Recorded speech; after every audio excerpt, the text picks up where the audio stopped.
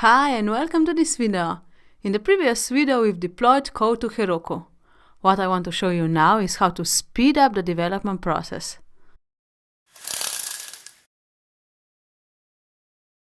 Right now, every time you make a change to the code, you need to go to terminal, stop the server running and start it back again.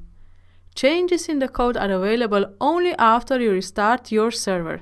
Imagine, every time you add a line of code and want to try it out, you need to go to terminal, type Ctrl+C, then type in again node index.js to start the server. This can consume a lot of time during the development. And yes, I do agree, watching Facebook during the work time consumes even more time. But that is another story and I'll stop.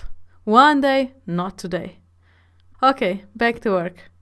The way to speed up things is to use the server that can load changes in the code while the server is running. This server is called Nodemon. Nodemon will monitor for any changes in your code and automatically restart your server. You don't have to do it manually if you have Nodemon installed. To do this, you'll install Nodemon and then you'll just run Nodemon instead of Node to run your code. Okay? And now you'll have development cycle where process will be automatically restarted when your code changes. How great is that? We'll install Nodemon as a development dependency. To do this, go to terminal, to your project folder and type npm install nodemon --save-dev. And now we need to wait while it installs. While we wait for the installation, let me tell you what we'll do next. We'll go to the package.json file.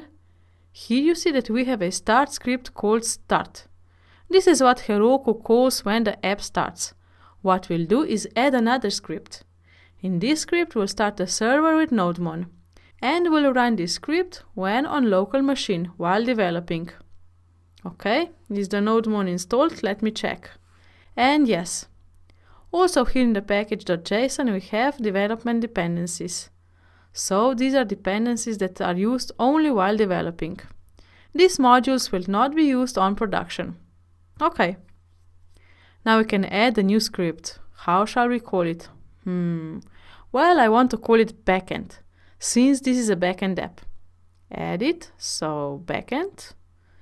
And the command is nodemon index.js. Simple. Now save the file. Let's try it out. Go to terminal, to project folder, and run the script. npm run backend. And now it runs. Go to browser and open localhost on port 5000.